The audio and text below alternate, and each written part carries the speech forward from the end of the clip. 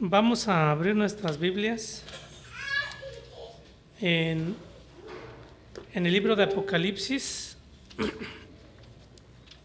capítulo 5, verso 9.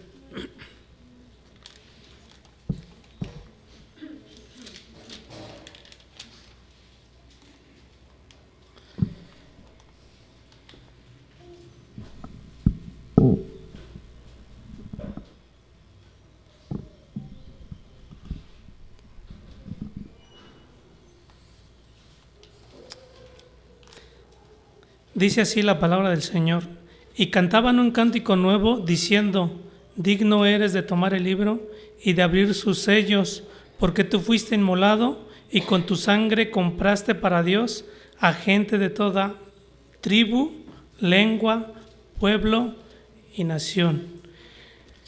Padre, en el nombre de tu Hijo amado Jesucristo, te pedimos, Dios, que seas tú, Señor, hablando nuestra vida, mi Dios. Señor, que tú seas hablando, Dios, a través de mí, que tú, Dios, quites toda distracción, que perdones, Señor, todo pecado, Padre eterno, y que en esto, Señor, podamos glorificar tu santo nombre, Dios. Te damos gracias, Señor. Bendice a mis hermanos que están en casa, mi Dios, para que ellos también, mi Dios, puedan ser bendecidos, Dios, a través de tu palabra. En el nombre precioso de Cristo Jesús. Amén. Hermanos, vamos a tener un estudio acerca de la redención del Señor. Y es muy profundo este tema. De verdad que si nos diéramos a la tarea de estudiar la profundidad, nos llevaríamos mucho tiempo. Solamente vamos a estudiar lo esencial. Espero y podamos asimilar esto y que sea de bendición a nuestra vida. Como cristianos es muy común que utilicemos las palabras redención, redentor, redimir, y quizá muchos de nosotros tengamos claro ese concepto, pero no está por demás el estar meditando en esa obra maravillosa que Dios hizo por nosotros y lo que conlleva. Dice, la palabra redimir significa liberar mediante el pago de un rescate. En la redención hay tres, por decirlo de alguna manera, tres participantes. Alguien que necesita ser rescatado, la causa por la cual necesita ser rescatado y aquel que puede y tiene el poder de rescatarlo.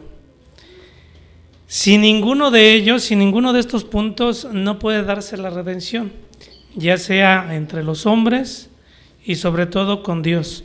Y para esto entonces necesitamos entrar en el contexto a lo que el Antiguo Testamento habla acerca de la redención. Y es en el libro del Éxodo en donde se ponen las bases para que Dios fuera el hecho de la redención, para que entendamos un poquito mejor. Les voy a pedir que vayan a Éxodo capítulo 3 y ahí nos narra el Señor la situación del pueblo de Israel. Si hemos leído un poco, la palabra de Dios nos narra que el pueblo de Israel estaba cautivo en Egipto y entonces estaban bajo el yugo opresor del faraón. El Señor había mandado por voz de Moisés y su hermano Aarón a pedirle al faraón que librara a su pueblo, y el faraón no quiso, inclusive endureció más el corazón y no quiso. Entonces Dios empezó a mandar plagas, pero hubo la última, por la cual el Señor se manifiesta ahí como Redentor y nos da la figura de lo que el Señor Jesús tiempo después haría.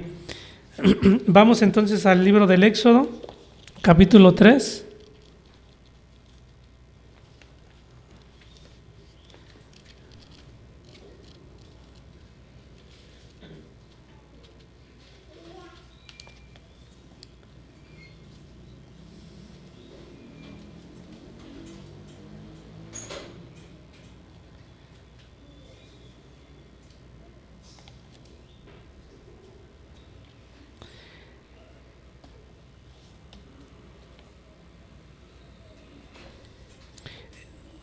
Voy a leer nada más en la manera que el Señor le habla a Moisés y le dice que vaya a rescatar a su pueblo. Dijo, voy a leer a partir del 10. Ahora pues, ven y te enviaré a Faraón para que saques a mi pueblo, los hijos de Israel, de Egipto.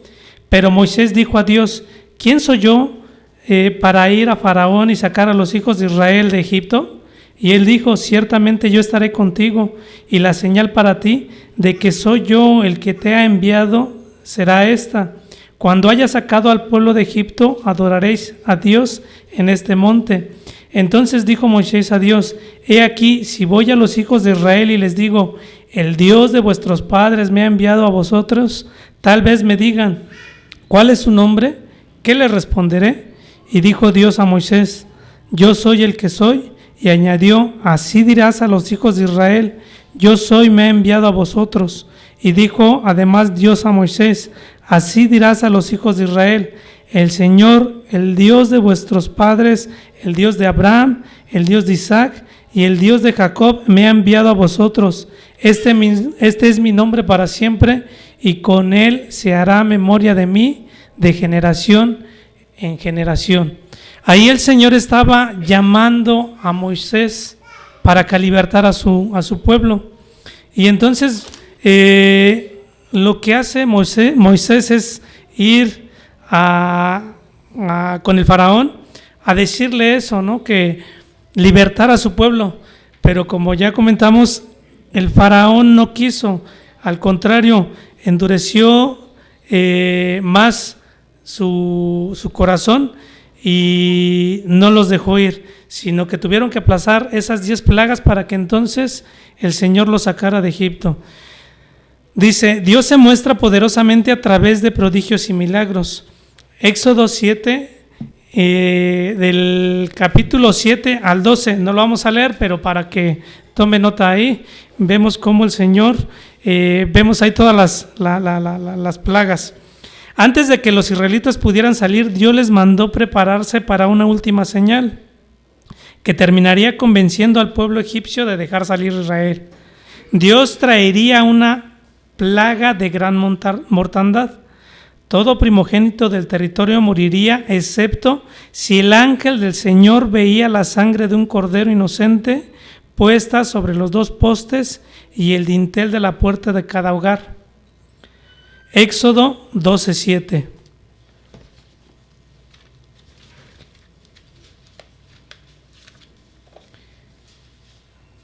Dice así, y tomarán parte de la sangre y la pondrán en los 2 postes y en el dintel de las casas donde lo coman.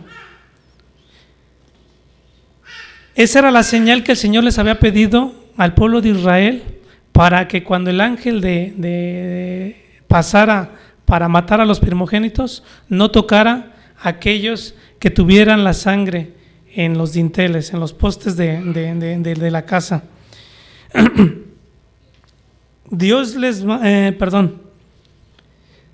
Todo primogénito del territorio moriría, excepto si el ángel del Señor veía la sangre de un cordero inocente puesta en los 2 postes y el dintel de la puerta de cada hogar. Este cordero inocente sería el sustituto. Ese cordero se convertiría en una imagen de la redención de Dios, ya que el cordero era el pago del rescate por la vida del primogénito. Así Dios libró a los israelitas de la esclavitud de los egipcios. Vamos a Deuteronomio 7, del 7 al 8.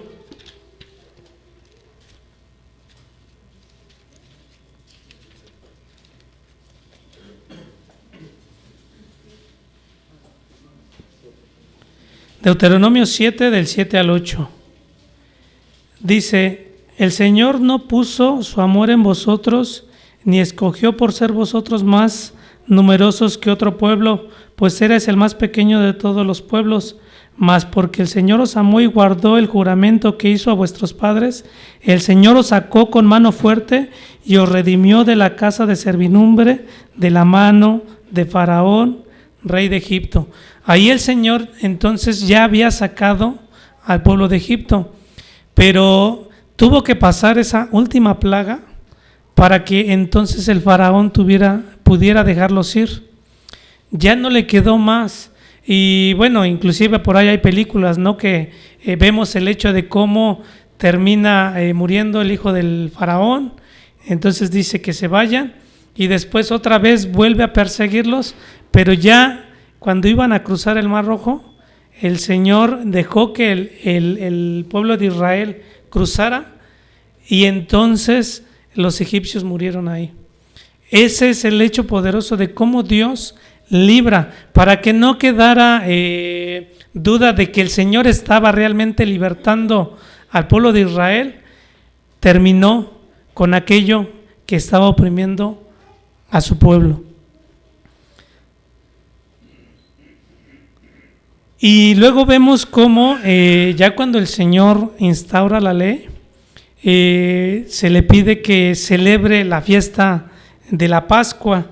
Dice, por todo esto el pueblo de Israel celebraba la fiesta de la Pascua como un recordatorio de que la sangre de un cordero inocente se había derramado para rescatar a los primogénitos de la muerte y pudieran salir de Egipto. Y bueno, si en el Antiguo Testamento podemos ver muchos ejemplos acerca de cómo Dios rescata a su pueblo y a sus siervos de aquello que los está oprimiendo. Y un ejemplo que es muy bello y no nos vamos a meter mucho, más que nada vamos a hacer referencia, es el libro de Ruth. Decía un hermano que la mayoría de los cristianos incluso van al libro de Ruth a leerlo como viendo una historia de amor entre Ruth y Boaz. Pero el libro de Ruth nos enseña, es algo muy precioso, nos enseña la redención del Señor. Y entonces vemos en figura a aquellas mujeres que necesitan redención, o aquella mujer que es Ruth.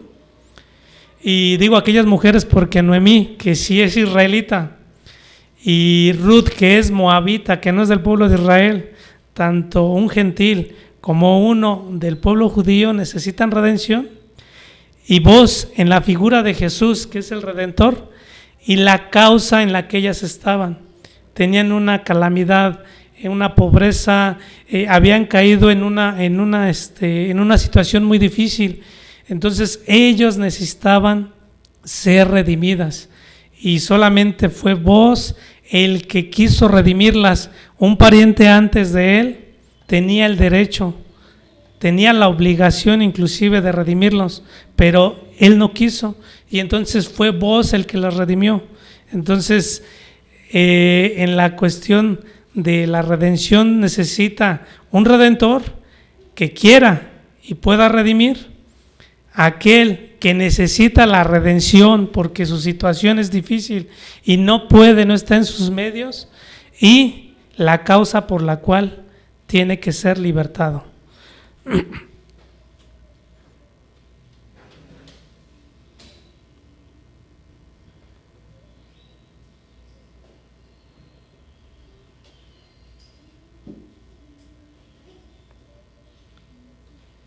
Aunque Dios muchas veces usaba mediadores para traer su rescate, como Moisés o vos, que son los ejemplos que estamos tomando, los judíos entendían bien la redención. Finalmente provenía de Dios, de tal manera que el Redentor se convierte en una de las descripciones de Dios en el Antiguo Testamento, y los profetas lo asocian con su nombre de pacto, Jehová o Yahvé, por ejemplo. Los pasajes que de alguna manera nos dicen o nos hablan de cómo Jehová es el Redentor en el Antiguo Testamento es, por ejemplo, Isaías 43:14, que dice: así dice Jehová, Redentor vuestro, el Santo de Israel. Isaías 43:14 lo dice. Otro pasaje que nos confirma igual al Señor como Redentor, dice Isaías 47:4, nuestro Redentor, Jehová de los ejércitos es su nombre, el Santo de Israel Jeremías 50:34 también lo expresa. El Redentor de ellos es fuerte. ¿Quién? Jehová de los ejércitos es su nombre. Y podemos buscar citas y citas y vamos a encontrar cómo el Señor, Jehová de los ejércitos, el Dios Todopoderoso, se declara como Redentor, como sus hijos, sus siervos, lo reconocen como Redentor. Entonces, para los judíos, ellos tenían muy claro que el Señor, que el único que podía ser el Redentor de ellos, era Dios.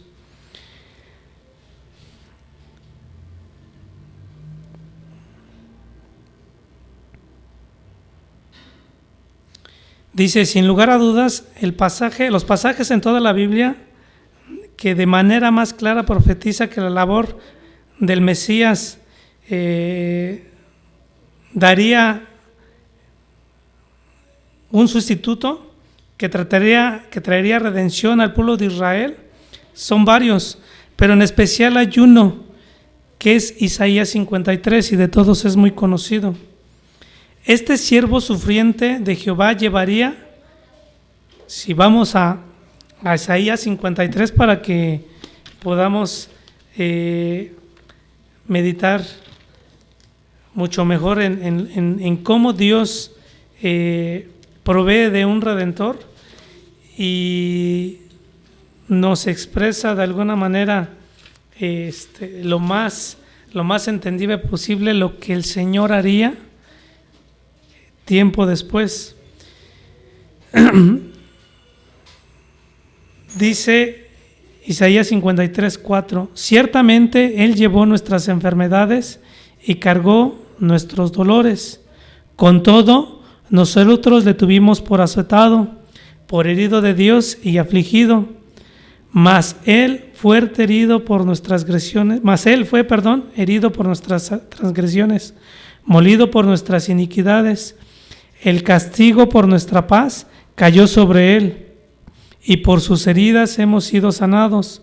Todos nos descarriamos como ovejas, nos apartamos cada cual por su camino, pero el Señor hizo que cayera sobre Él la iniquidad de todos nosotros. Fue oprimido y afligido, pero no abrió su boca.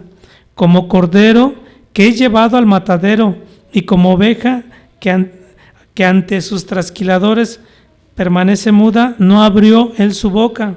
Por opresión y juicio fue quitado. Y en cuanto a su generación, ¿quién tuvo en cuenta que él fuera cortado de la tierra de los vivientes por la transgresión de mi pueblo, a quien correspondía la herida? Se dispuso con los impíos su sepultura, pero con el rico fue en su muerte, aunque no había hecho violencia, ni había engaño en su boca. Pero quiso el Señor quebrantarle, sometiéndole al padecimiento, cuando Él se entregue a sí mismo como ofrenda de expiación. Verá a su descendencia, prolongará sus días, y la voluntad del Señor en su mano prosperará. Debido a la angustia de su alma, Él lo verá y quedará satisfecho. Por su conocimiento, el justo, mi siervo, justificará a muchos y cargará la iniquidad de ellos. Por tanto, yo le daré parte con los grandes, y con los fuertes repartirá despojos, porque derramó su alma hasta la muerte, y con los transgresores fue contado, llevando él el pecado de muchos e intercediendo por los transgresores. Isaías 53 nos narra de una manera más entendible lo que el Señor haría por aquellos que el Señor llamó y predestinó antes de la fundación del mundo, como lo declara el libro de Efesios.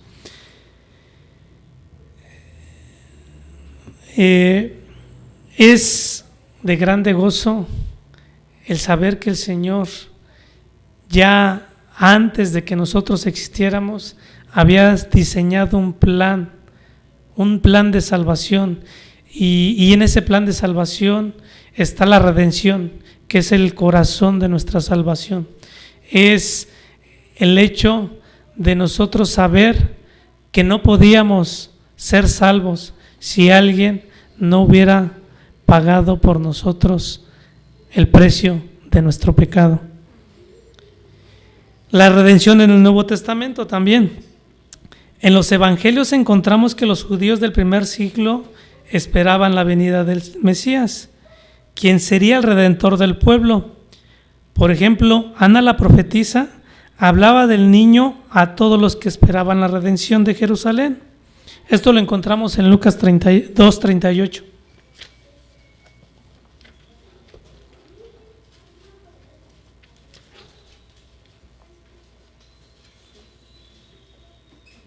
Lucas 2:38.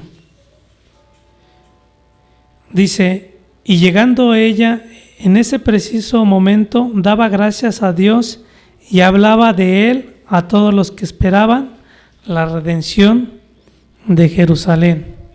Ella sabía que la promesa de Dios había llegado a este mundo, se había encarnado, y que ese niño era el que los iba a redimir de su pecado. Dice, los judíos entendían que el Mesías vendría a redimirlos. Ellos lo sabían. Ellos tenían, de acuerdo al Antiguo Testamento, lo que el Señor había hablado a ellos. Sabían, se les había prometido en un Redentor, como lo acabamos de leer en Isaías 53. Ellos lo tenían muy claro y lo estaban esperando, pero lamentablemente se habían confundido. Ellos esperaban a un Redentor que los librara del yugo opresor del pueblo romano. Quizá ellos tenían en su mente que como en aquel entonces el Señor había librado a su pueblo de Egipto, quizá por eso ellos imaginaban que iba a venir a rescatarlos del yugo del pueblo romano. Pero Isaías 53 da mucha claridad acerca de cómo es que iba a venir ese Redentor y para qué iba a venir. Entonces no había duda, mas sin en cambio ellos no lo entendieron. El Señor no les había abierto el entendimiento para que ellos lo asimilaran así, pero como todo, el Señor usa a sus hijos y les da entendimiento. En este caso, o en este versículo acabamos de leer, Ana lo sabía. Ella sabía que ese niño era quien los iba a redimir de sus pecados.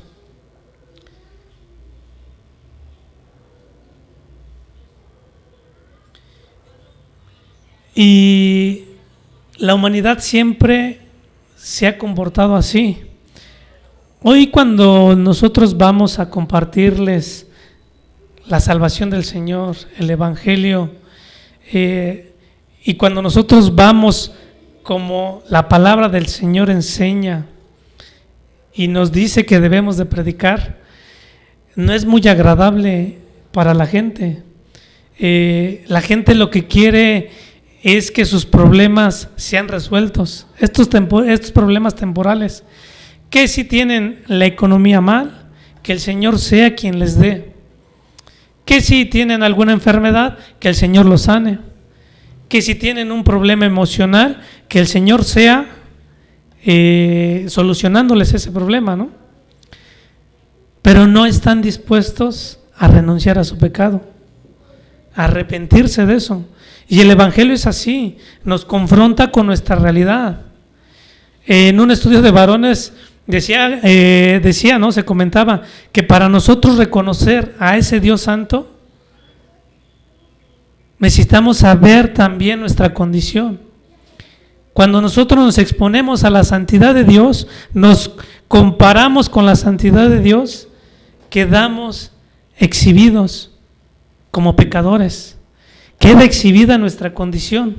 Y el Evangelio es eso. Cuando nosotros vamos y predicamos, lo que el Señor hace es confrontarnos con nuestra situación.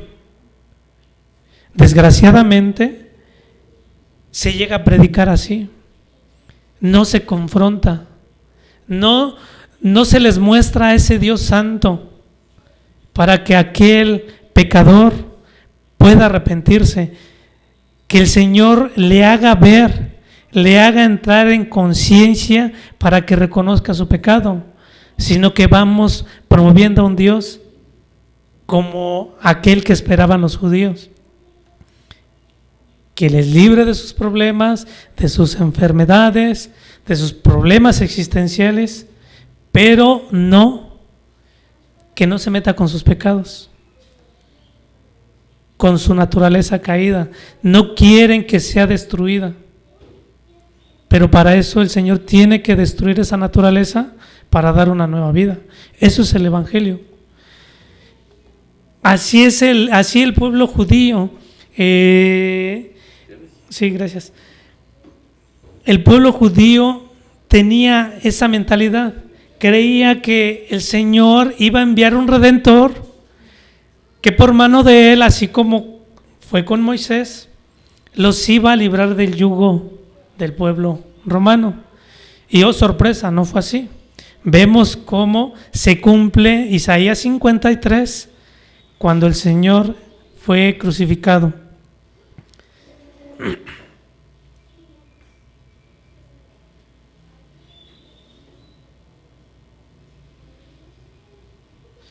Antes de que el Señor Jesucristo comenzara su ministerio, Juan el Bautista estaba preparando los corazones del pueblo de Israel con su predicación de arrepentimiento para recibir el mensaje del Mesías. Vamos a Juan 1:23, al Evangelio según San Juan, capítulo 1.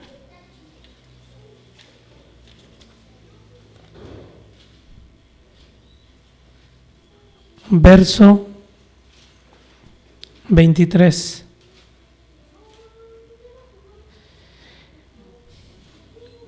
Dice así: Él dijo: yo soy la voz del que clama en el desierto, enderezad el camino del Señor, como dijo el profeta Isaías.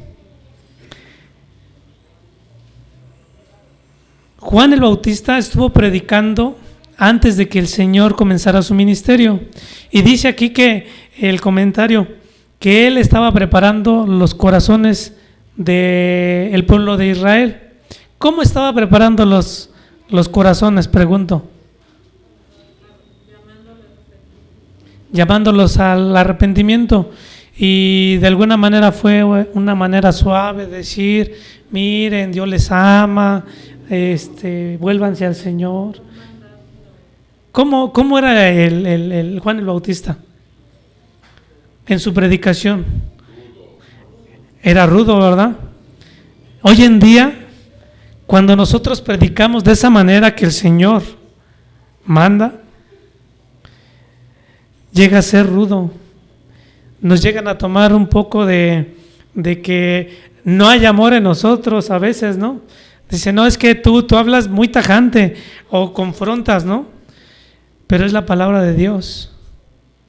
Es la palabra de Dios. Nosotros lo que tenemos que hacer es exponer la palabra del Señor, el Evangelio del Señor, confrontar. De esa manera es como Juan el Bautista preparaba los corazones.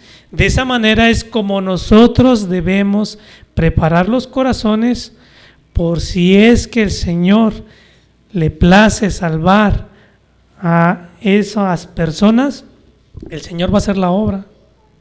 Que no tengamos temor, hermanos, de nosotros exponer fielmente la palabra de Dios porque se vayan a ofender. No debemos de tener temor, porque si el Señor tiene planes de salvación para esa persona, el Señor lo va a hacer. El Señor lo va a hacer porque lo va a confrontar.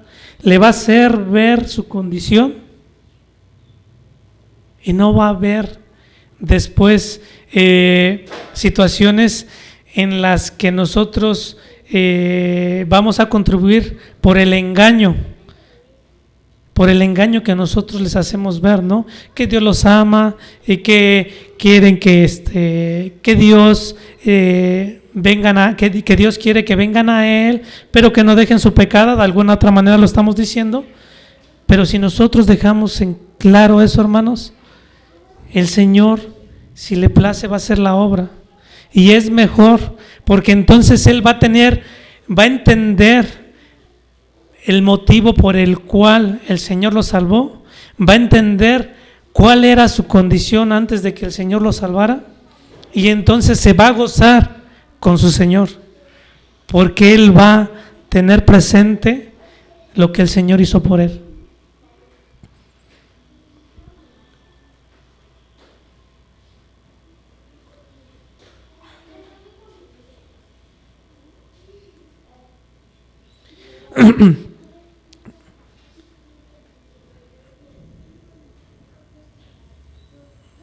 Cuando finalmente Jesús se presenta delante de Juan, el profeta dice, esto lo dice Juan, y ahí mismo en Juan 1:29 dice: he aquí el Cordero de Dios que quita el pecado del mundo. Juan el Bautista también hace esa declaración cuando el Señor hace su aparición. Dice Juan el Bautista: he aquí el Cordero de Dios que quita el pecado del mundo.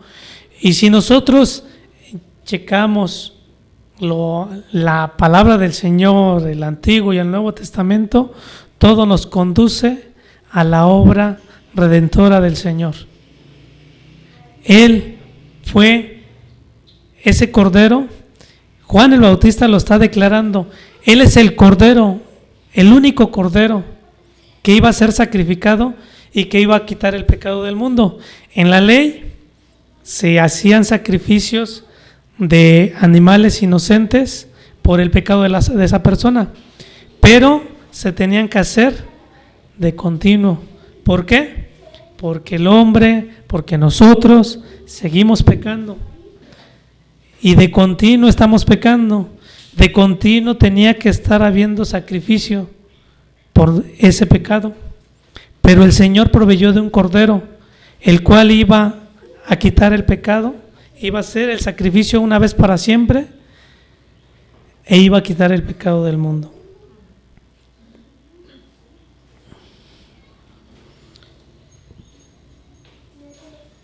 En lugar de morir de acuerdo a las Escrituras, Jesús es el Redentor de todo aquel que cree en Él.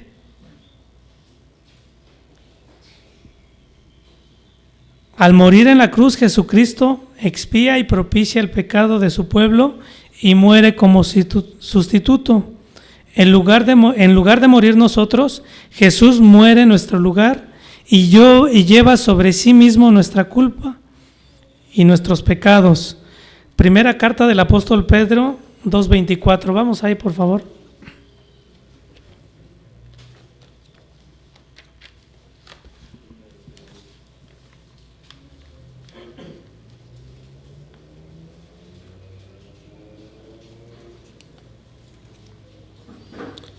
Primera carta del apóstol 4, capítulo 2, verso 24 dice: y Él mismo llevó nuestros pecados en su cuerpo sobre la cruz, a fin de que muramos al pecado y vivamos a la justicia, porque por sus heridas, fuiste sanados.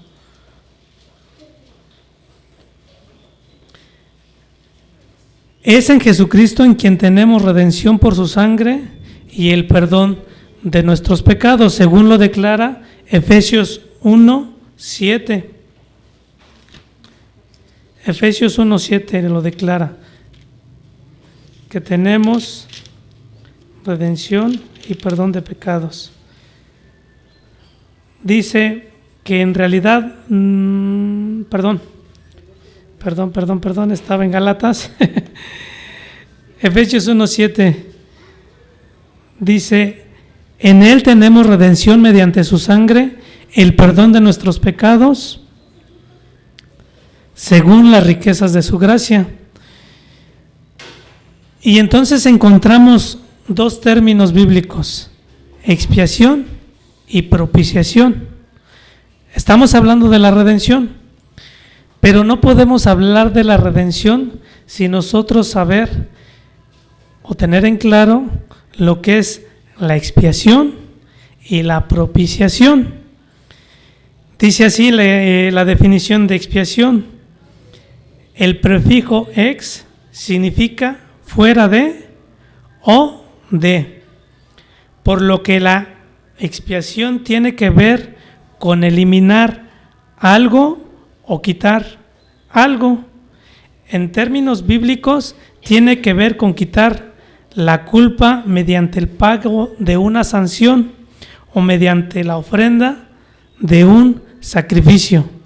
Eso en cuanto a expiación. En contraste, dice, la propiciación tiene que ver con el objeto de la expiación.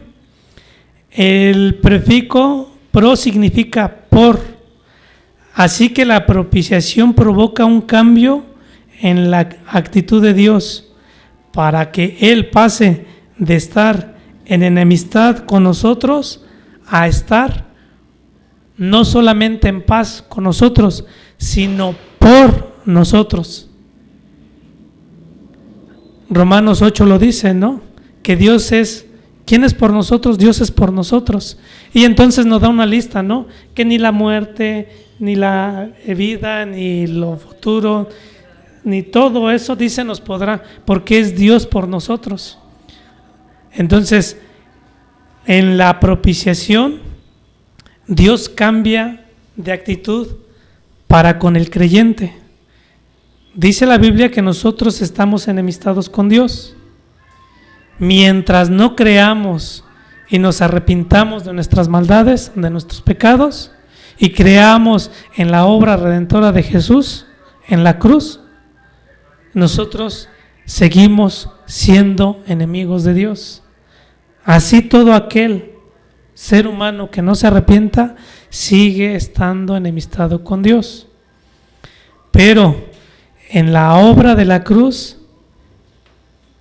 Jesús en expiación paga el precio de nuestro pecado.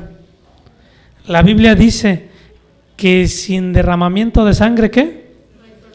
No hay perdón de pecados. Tenía que haber. Ese es el pago que hace el Señor Jesús. Es la expiación que hace por nosotros. Y luego la propiciación es que el Señor cambia su carácter de ira hacia con el pecador, ahora de paz con el arrepentido. Decía el hermano Pepe que Dios aborrece el pecado y también aborrece al pecador, porque si no fuera así, todo ser humano estuviera en paz con Dios, pero la Biblia no declara eso. Dice que todo ser humano está enemistado con Dios porque está muerto en sus delitos y pecados. Está en desobediencia delante de Dios y Dios está airado con él. En la obra redentora, en el sacrificio de Cristo en la cruz, el Señor Jesús paga el precio de nuestro pecado y nos pone en paz para con Dios. Y ahora Dios ya no es nuestro enemigo, ahora Él es por nosotros. No solamente estamos en paz con Dios, sino que ahora Él es por nosotros. Gloria a Dios, hermanos.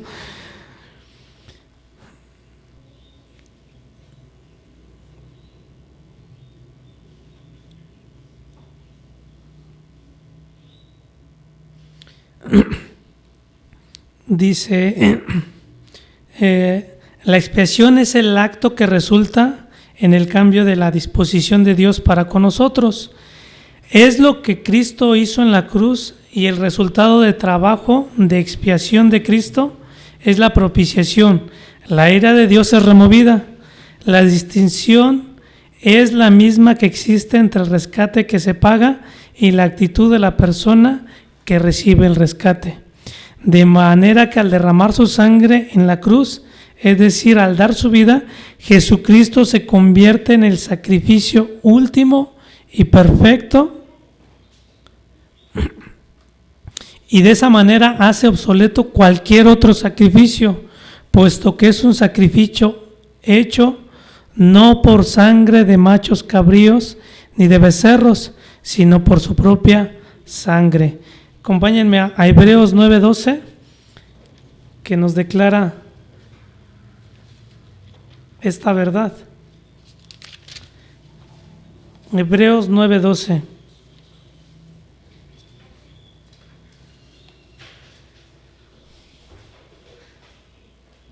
Voy a leer desde el 11, dice: pero cuando Cristo apareció como sumo sacerdote de los bienes futuros, a través de un mayor y más perfecto tabernáculo, no hecho con manos, es decir, no de esta creación, y no por medio de la sangre de machos cabríos y de becerros, sino por medio de su propia sangre, entró al lugar santísimo una vez para siempre, habiendo obtenido redención eterna.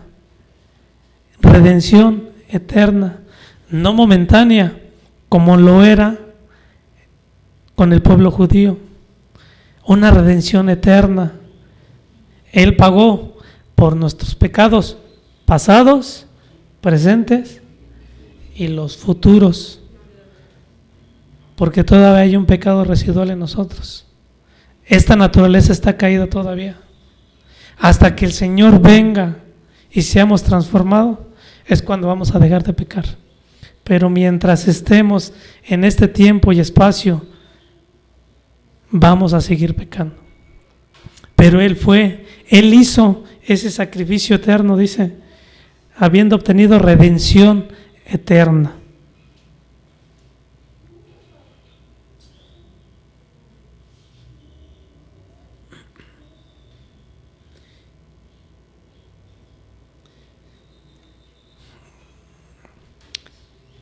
Dice, todos los sacrificios que se hicieron en el Antiguo Testamento como pago por el pecado eran sombra del gran sacrificio que el Señor Jesucristo haría como pago por los pecados de los que crean en Él.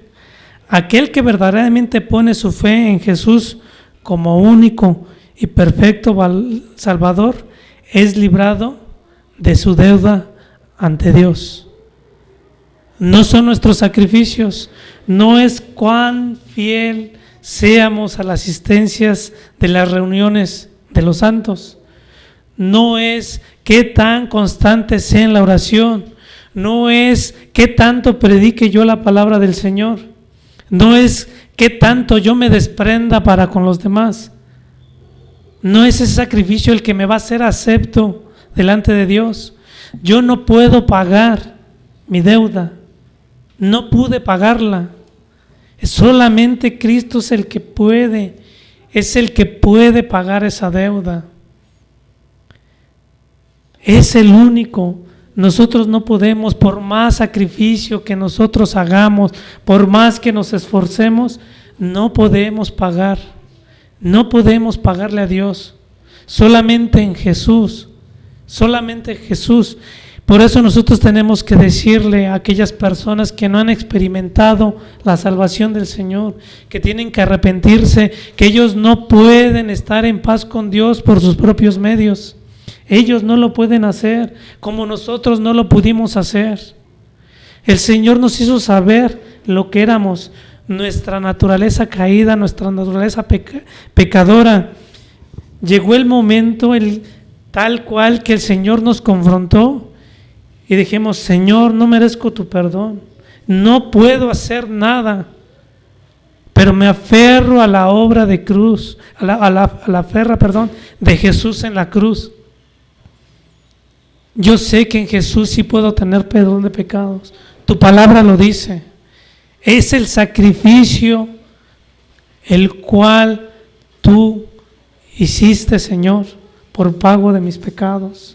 Yo no tuve nada, no puedo hacer nada, ni podré hacer nada, Señor. Tú lo diseñaste antes de la fundación del mundo.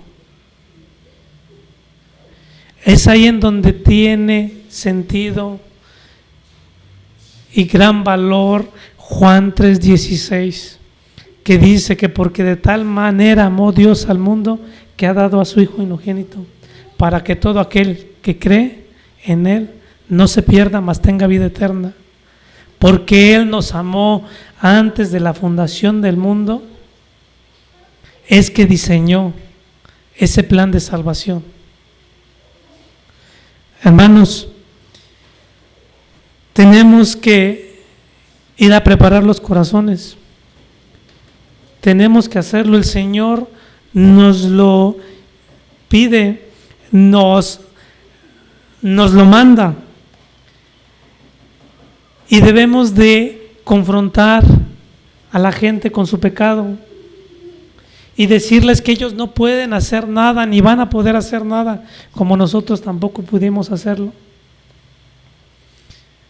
Que si no se arrepienten van a ser condenados. Que solamente hay un único y suficiente Redentor que puede pagar el precio de su pecado, que le puede salvar de la ira de Dios, de la condenación eterna, y ese es Jesucristo, que tiene que creer en su obra redentora, en su obra en la cruz, creer que Él murió en esa cruz como pago por los pecados, y que solamente mediante ese sacrificio podemos estar en paz con Dios, ser salvos de la ira y disfrutar de la presencia de Dios por la eternidad. Tener esa comunión, dice Corintios capítulo 13, que le vamos a poder ver cara a cara. Esa es nuestra esperanza, hermanos. Que el Señor nos ayude, hermanos,